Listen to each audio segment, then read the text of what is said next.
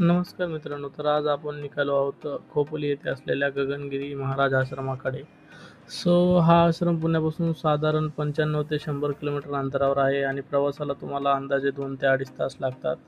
त्यामुळे सकाळी 10 वाजेपर्यंत निघालात तर तुम्ही 1 वाजेपर्यंत सहजपणे पोहोचताल. आणि रस्त्यात तुम्हाला लोणावळा आणि खंडाळा घाटाचे अप्रतिम दृश्य पाहायला मिळतात. तिथून जाताना तुम्हाला भरपूर काही लोक दिसतील. फोटो वगैरे काढताना तुम्ही तिथे फोटो पण काढू शकता.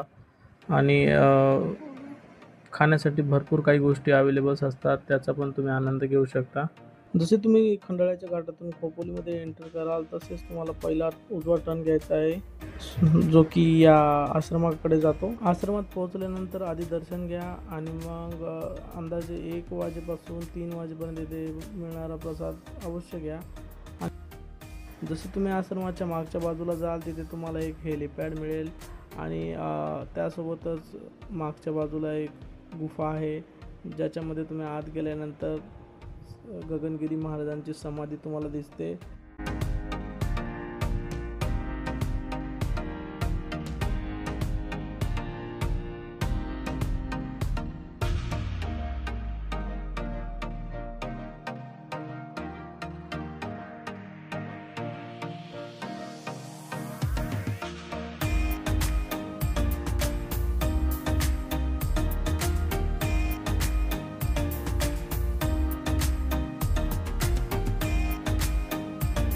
या आश्रमामध्ये वेगवेगळ्या प्रकारची झाडी आणि वेगवेगळ्या प्रकारचे वाहणारे झरे आहेत, त्यामुळे इथे तुम्हाला एक निसर्गरम्य वातावरण मिळते.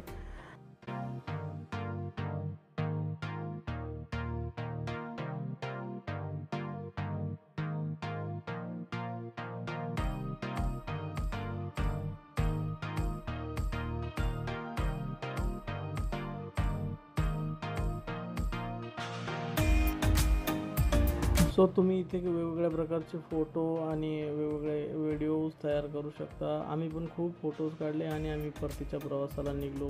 येताना आम्ही खंडाळा घाटामध्ये थांबलो होतो थोडा वेळ आणि आम्ही तिथे थोडा स्नॅक्स घेतले.